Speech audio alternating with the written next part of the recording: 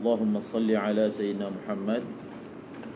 Khalaqal khalqa bi'ilmihi wa qaddara lahum aqdaran wa daraba lahum ajala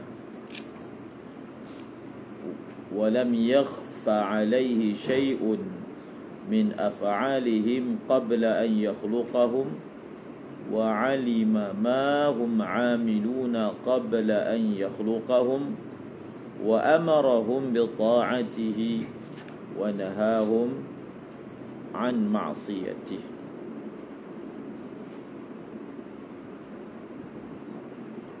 Khalaqa telah mencipta, al-khalqa makhluk, bi'ilmihi bersama ilmunya, nya Allah. Nya tu kembali kepada Allah. Al-khalqa dengan makna makhluk. Al-khalqa dengan makna makhluk.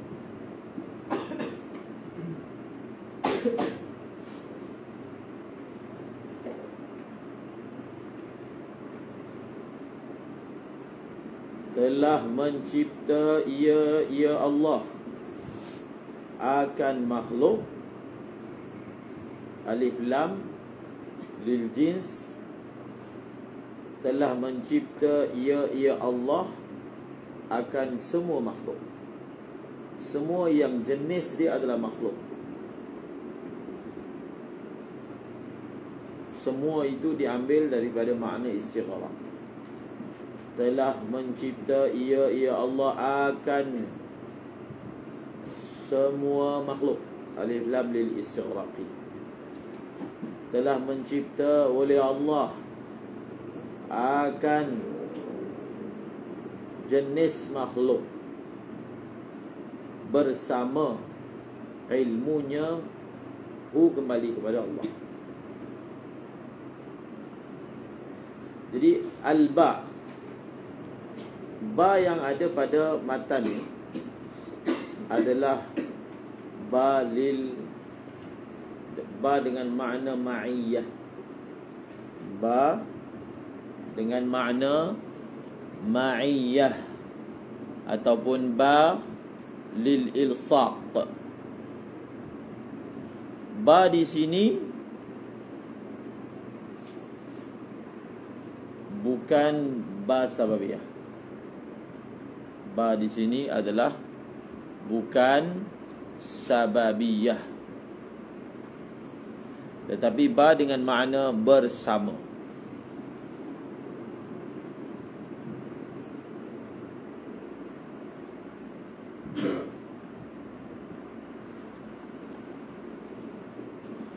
Itu adalah penjelasan bagi harfi ibarat ini.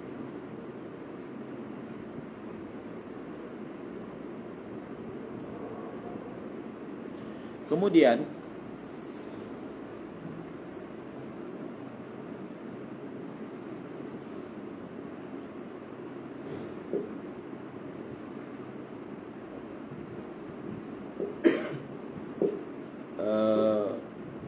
perkara yang bersangkutan, perkara akidah yang bersangkutan dengan ilmu, dengan sifat ilmu. Yang pertama, ilmu Allah adalah ilmu qadim ataupun azali. Itu yang pertama.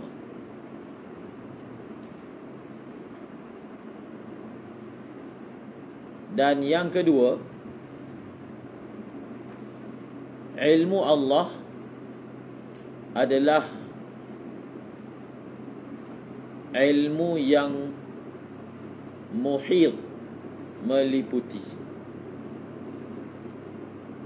Ilmu Allah adalah ilmu yang Muhit, meliputi. Meliputi apa? Meliputi kulliyat dan juz'iyat. Meliputi kulliyat dan juz'iyat.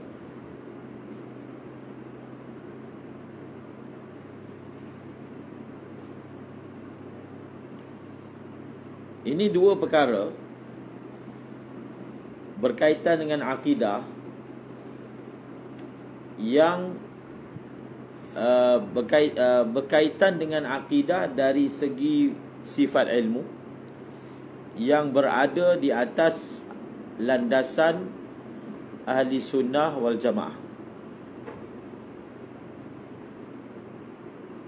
Jadi di sana ada golongan yang terpesong daripada dua perkara ni. Kita pergi dengan lebih dalam pada ibarat khalaqal khalqa bi'ilmihi. Khalaqal khalqa bi'ilmihi.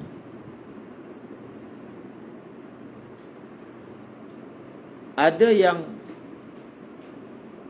berakidah bahawasanya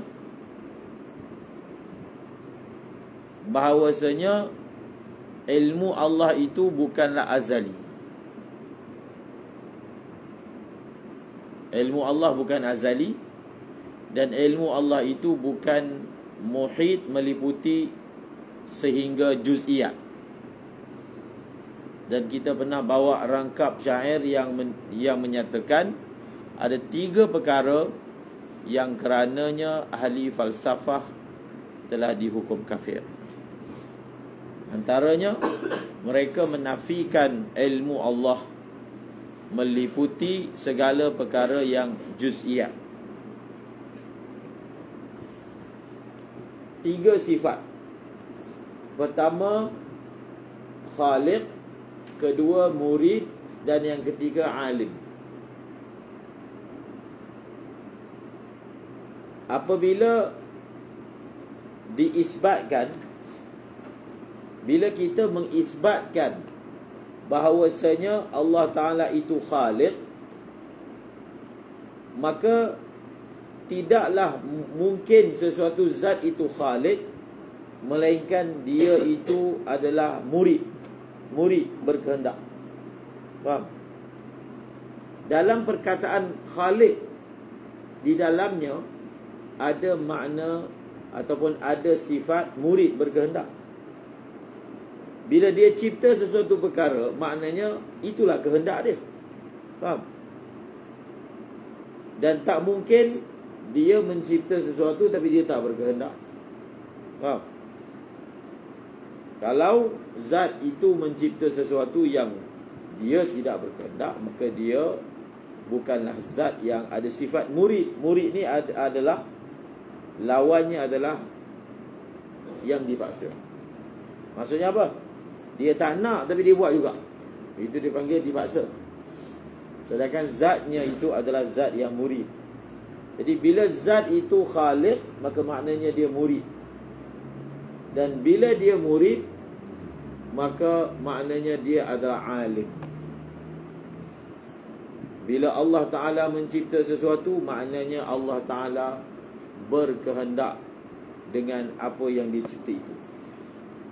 Dan bila dia mencipta sesuatu, maka ia menunjukkan ilmu Allah sejak azali lagi telah menyingkap bahawasanya sesuatu itu akan dicipta. Faham? Ilmu adalah mendahului ciptaan. Tidak ada satu benda yang wujud daripada tiada, melainkan telah mendahului ke atasnya azali. Ilmu Allah bahawasanya benda itu akan berlaku. Faham? Maka khaliq di dalamnya ada makna murid. Khaliq di dalamnya ada makna alim. Di dalamnya ada apa? makna alim. Mengapakah ba yang ada dalam matan ni tidak boleh dimaknakan dengan makna ba sababiyah? Kalau dimaknakan dengan makna ba sababiyah, kita tengok terjemahan dia. Dia telah mencipta segala ciptaannya dengan sebab ilmunya. Dengan sebab ilmunya. Maknanya ilmu tu jadi sebab, dan khalq, perbuatan mencipta itu jadi musabbab. Ataupun ilmu itu jadi illah, dan perbuatan mencipta itu menjadi ma'lul. Sedangkan kita belajar sifat ilmu ni dia bukan sifat yang jenis ta'thir, faham tak? Tetapi dia ada sifat inkishaf. So dia bukan menjadi sebab adanya sesuatu, bukan dia jadi sebab. Yang menjadi sebab adanya sesuatu adalah sifat qudrah, kuasa, faham? Sifat qudrah lah yang mempunyai makna apa? Ta'sir, memberi kesan. Jadi khalaqal khalqa bi'ilmihi ay ma'a ilmihi. Khalaqal khalqa bi'ilmihi ay ma'a ilmihi. Maksudnya apa? Ketika Allah mencipta makhluknya, dia mencipta bersama dengan ilmunya.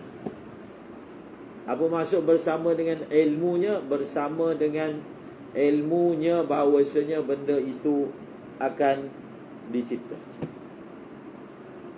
Ada akidah yang sesat yang mereka kata apa? Ibarat dia, ini dipanggil golongan Qadariyah. Jadi golongan Qadariyah ni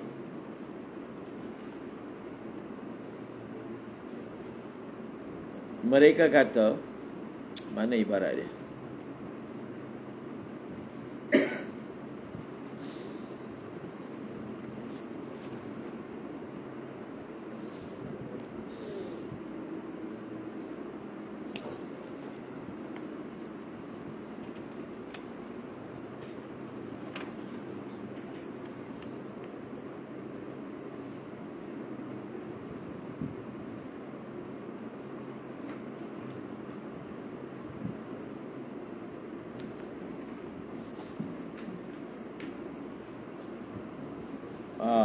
Ini mereka berkata la qadara wal amru unufun wal ilmu musta'nafun.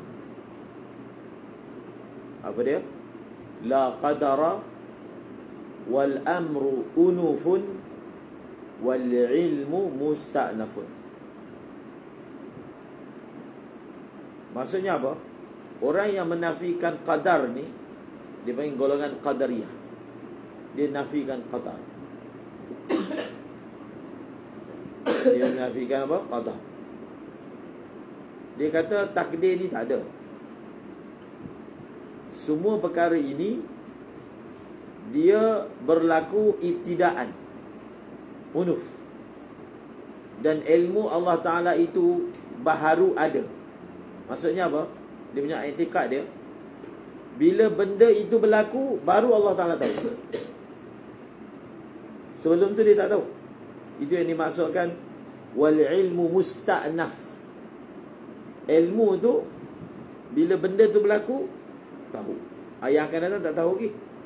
Bila benda itu berlaku, baru dia tahu. Faham? Ini golongan Qadariyah. Sehingga dalam hadis menyebut al-Qadariyatu majusu hadhil ummah. Maksudnya apa? Mereka ini telah menisbahkan jahalah, jahil kepada zat Allah. Semua urusan ini adalah unufun wal ilmu musta'nafun. Jadi kita sebut tadi pegangan Ahlus Sunnah wal Jamaah, ilmu Allah Ta'ala itu adalah azali ataupun qadim. Dan ilmu itu dia bukanlah bersifat dengan ta'thir. Dia bukan apa? Bersifat dengan taksir. Apa maksud bukan bersifat dengan taksir? Saya dah terangkan. Contohnya, tahunya kita dengan sesuatu perkara yang akan berlaku tidaklah kerana kita tahu benda itu berlaku. Faham? Bukan kerana kita tahu maka benda tu berlaku. Samalah juga sifat ilm itu dia inkisyaf, dia bukan ta'thir. Yang taksir itu adalah qudrah. Bila bertakluk sahaja qudrat Allah pada sesuatu, maka dia akan ada kesan. Kesan apa? Daripada tiada kepada ada, daripada hidup menjadi mati, daripada mati menjadi hidup, daripada kecil jadi besar, dan seumpamanya. Dan apa? Seumpamanya. Jadi bila Allah Ta'ala cipta sesuatu, Allah Ta'ala cipta sesuatu sesuai dengan ilmu dia. Faham? Sesuai dengan ilmunya. Apa maksud sesuai dengan ilmunya? Sesuai dengan bahawasanya Allah Ta'ala tahu si fulan akan lahir pada sekian-sekian waktu. Maka Allah Ta'ala telah cipta kelahiran itu. Dan antara ciptaan dengan ilmu itu tidak pernah apa? Bercanggah. Kalau bercanggah, maksudnya apa? Ilmu itu mengatakan dia akan lahir 1 hari bulan, tiba dia lahir 2 hari bulan. Itu dipanggil apa? Apa yang kita tahu, bila dia mukhalafah dengan benda yang berlaku, itulah dipanggil jahil. Faham? Satu orang dia iktikad satu perkara, tapi benda yang dia iktikad itu adalah mukhalif dengan benda yang berlaku. Itu apa nama dia? Ta'rif jahil, kamu dah belajar. Maka sebab itu segala penciptaan Allah adalah telah didahului, masbuqun bi'ilmihil azali, telah didahului oleh ilmu Allah Ta'ala yang azali. Maka banyaklah ayat-ayat Al-Quran yang membincangkan tentang ilmu Allah. Jadi kita bila baca Quran dan kita dah belajar akidah, cuba kita hayati. So kita ambil sedikit ayat yang dibawa di sini. Wa asirru qawlakum awijharu bihi innahu alimun bidhatis sudur ala ya'lamu man khalaq wa huwal latiful khabir.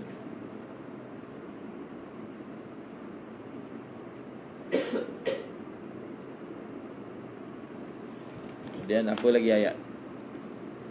Qala ya Adamu anbi'hum bi asma'ihim falamma anba'ahum bi asma'ihim qala alam aqul lakum inni a'lamu ghaibas samawati wal ard wa a'lamu ma tubduna wa ma taktumun. Ini Allah Ta'ala bercakap dengan siapa? Malaikat. Selepas ternyata sangkaan malaikat itu salah tentang ciptaan baru.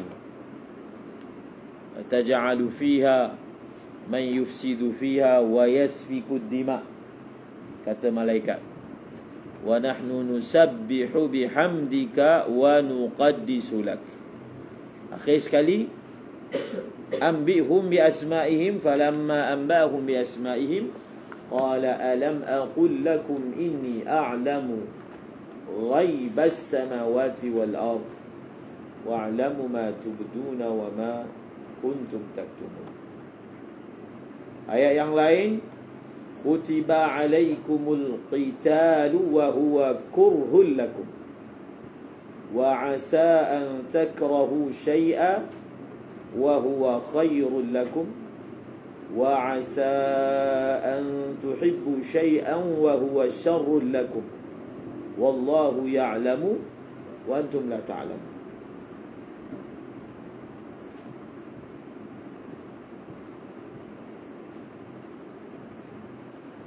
Kemudian ayat yang lain,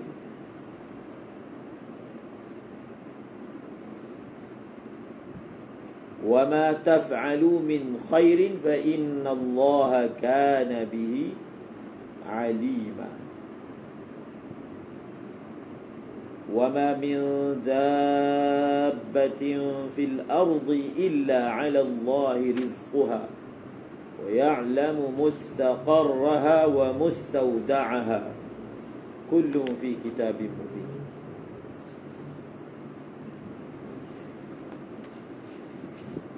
Dan lain-lain. Wallahu khalaqakum min turabin thumma min nutfah thumma ja'alakum azwaja wa ma tahmilu min untha wa la tad'u illa bi'ilmihi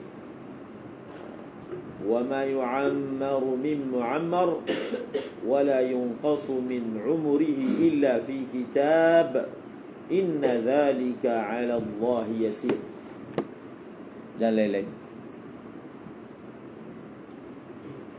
Tadi dalam beberapa ayat ada disebut tentang kitab fi lauhim mahfuz yang kita kenal dengan nama lauh mahfuz. Yamhullahu ma yasha'u wa yuthbit wa indahu apa dia? Ummul kitab. Ilmul kitab ke ummul kitab? Ummul kitab.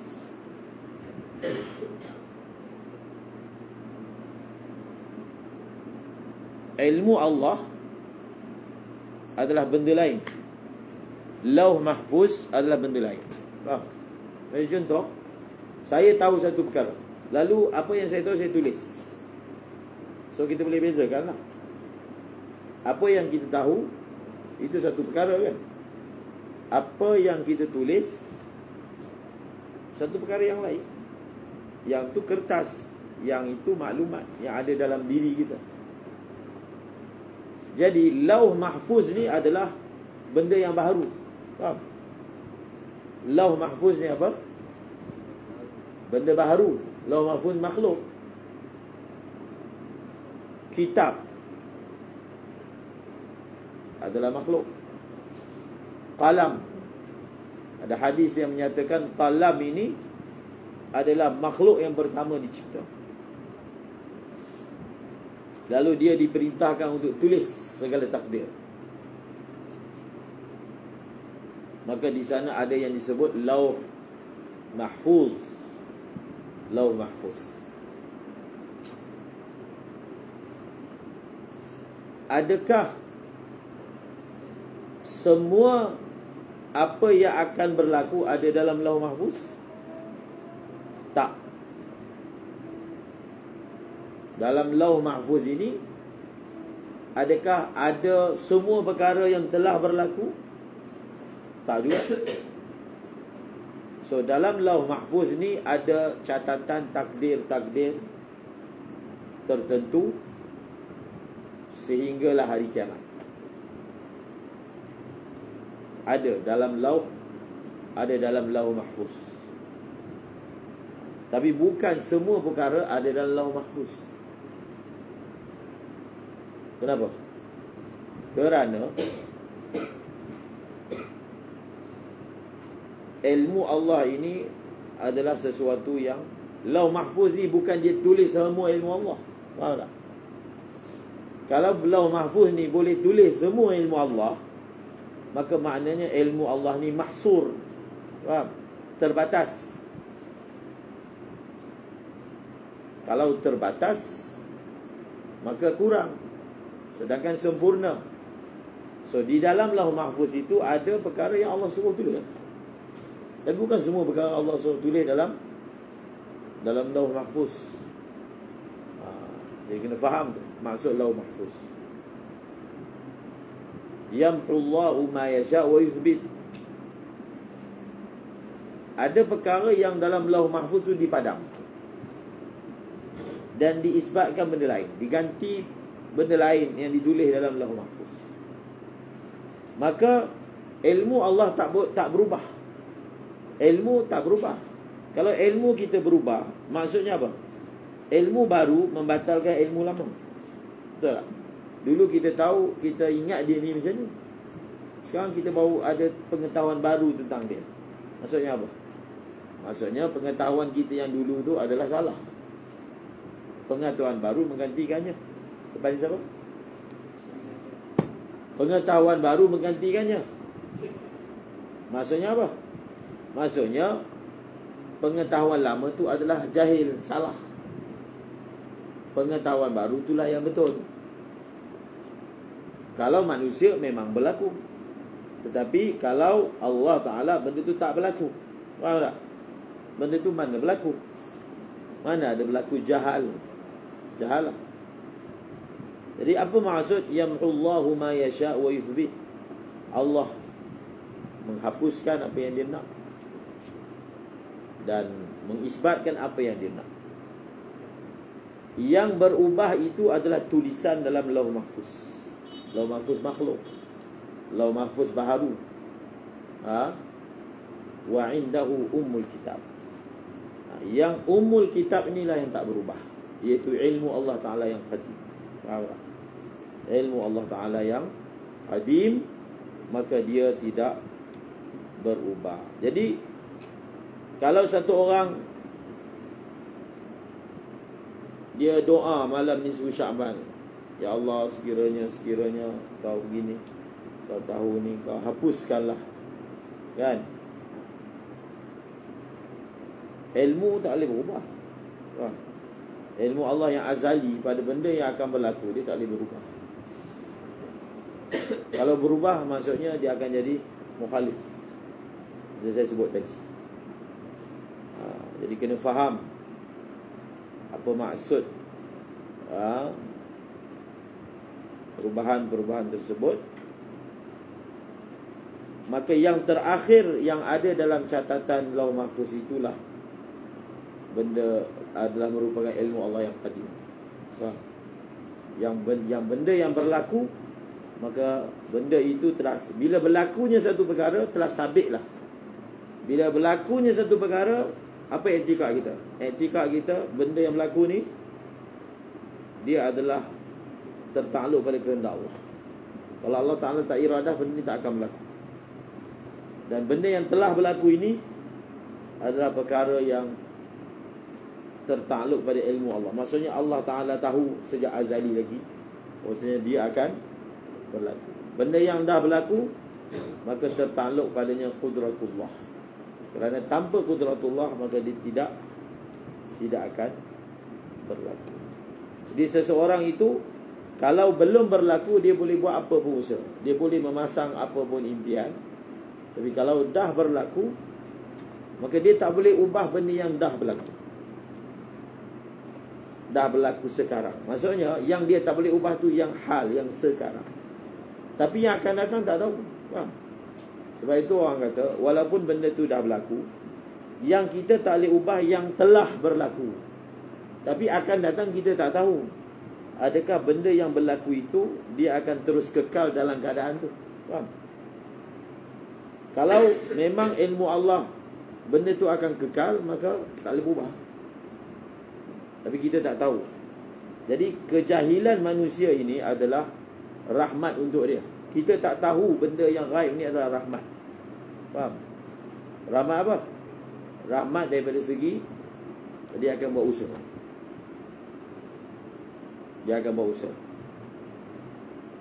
Dia akan doa. Kalau dia orang beriman, doa lah. Tapi tak dapat juga. Dia tak dapat benda yang dia doa, tapi dia dapat pahala sebab usaha dia. Faham tak? Dan bila dia tak tahu benda yang berlaku tu akan terus kekal macam tu, dia juga akan buat usaha. Faham? Jadi yang dimaksudkan benda yang tak boleh berubah adalah apa? Benda yang dah berlaku. Bila benda tu dah berlaku, macam tu lah. Sehingga Imam Ghazali kata, laisa fil imkani abda'u mimma kan. Dia kata tidak akan berlaku, tidak boleh berlaku lebih baik daripada apa yang telah berlaku. Tidak boleh berlaku lebih baik daripada apa yang telah berlaku. Maksudnya, kalau sesuatu itu telah berlaku, maka tak mungkin benda yang telah berlaku itu benda yang telah berlaku itu lebih baik daripada yang telah berlaku. Faham? Sebab apa? Sebab benda yang telah berlaku adalah perkara yang tertakluk pada ilmu Allah. Kalau dia telah berlaku macam tu, so tak mungkin, tak boleh kita tasawur dia boleh berlaku lebih baik daripada itu. Faham? Bila dia dah berlaku. Kalau boleh berlaku lebih baik daripada itu, maka maksudnya dia akan mukhalif dengan Allah Ta'ala. Jadi benda tu pun ditulis sebuah kitab untuk tafsir apa maksud Imam Ghazali. Sehingga ada orang yang tak faham perkataan tu, dia kritik Imam Ghazali. Maka ada ulama tulis kitab bagi mensyarahkan perkataan Imam Ghazali, laisa fil imkani abda'u mimma kan. Tidak ada dalam kemungkinan berlakunya sesuatu itu lebih baik daripada apa yang telah berlaku. Itu kalau dah berlaku. Kalau belum berlaku, tak tahu. Faham?